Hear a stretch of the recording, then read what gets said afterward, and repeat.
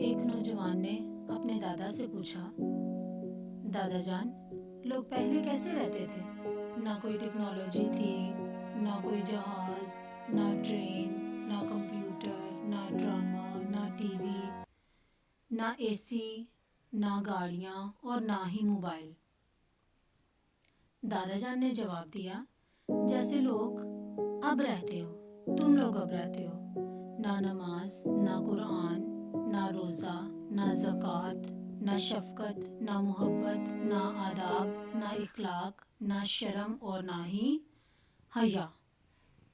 यही सारी चीज़ें पहले मौजूद नहीं थी, अब वो चीज़ मौजूद है और पिछली सारी चीज़ों को आप लोगों ने छोड़ दिया हुआ है और उनको ख़त्म कर दिया हुआ है।